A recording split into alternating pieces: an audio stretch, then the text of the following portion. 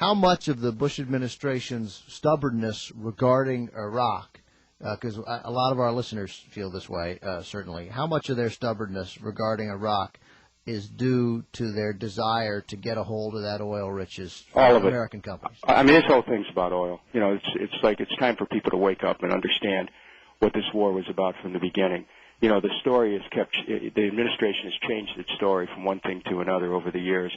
You know, first it was about weapons of mass destruction, then it was about getting rid of Saddam Hussein, then it was about the war on terror. This thing has been about oil from the beginning.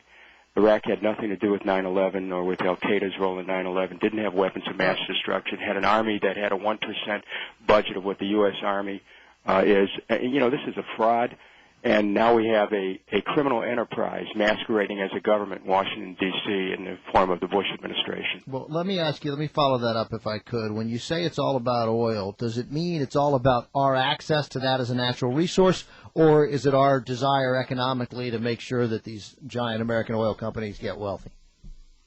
Well, I think the two go hand in hand. You know, I don't think that. I think it first is about the wealth of the oil companies. You know, they can keep this stuff off the market if they want to and drive the price up. There's nothing that says that Iraq's oil is in fact going to be provided to the market. And as a matter, and also, I mean, I'm someone who believes that we need to move away from oil, but as long as a source of energy. But as long as we have policies that take us on the path of war for the purposes of stealing other nations' national resources, we're certainly going to be locked into hydrocarbons as a source of energy. You know, we talked earlier in the show, not today, but on an earlier show, Congressman Kucinich, about how in this bill, and it's been written, by the way, by one of the private contractors, American contractors, for the Iraqis. Interestingly enough, the American companies would get 20% after they've reached profitability of the oil, as opposed to a normal deal that would give them 10%. And the Iraqi government wouldn't control the oil. The PSAs would. Those are the private entities that you're talking about.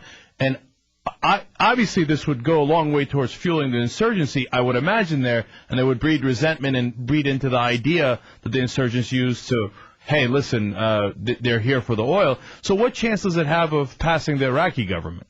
Well, I think with the United States putting enormous pressure on the Iraqi government, telling them essentially, look, we're going to cut.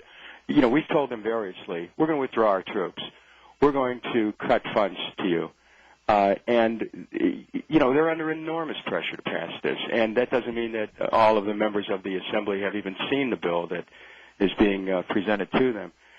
But the numbers that you're talking about, all the numbers are wrong, because essentially what we're talking about is the privatization of about 81% of Iraqi oil wealth. And because only 19 of 81 fields would be reserved to the Iraq National Oil Company, and some of those fields have already been pretty well explored. But there's a lot of untapped oil wealth that the private sector would have access to. Now, some people are trying to represent this as some kind of a charitable effort on the part of the oil companies, because we're going to help them get their wealth. But the fact of the matter is that with that kind of wealth that Iraq's sitting on, it's certainly, you know, you can collateralize billions of dollars of it if you need to in order to get the funds to rebuild your oil infrastructure and make your own. So this whole thing is awful. It is literally a crime, and it cries out for justice. And I'm taking this issue to the floor of the House of Representatives today to begin the discussion so that the American people and the members of Congress can understand exactly what's going on.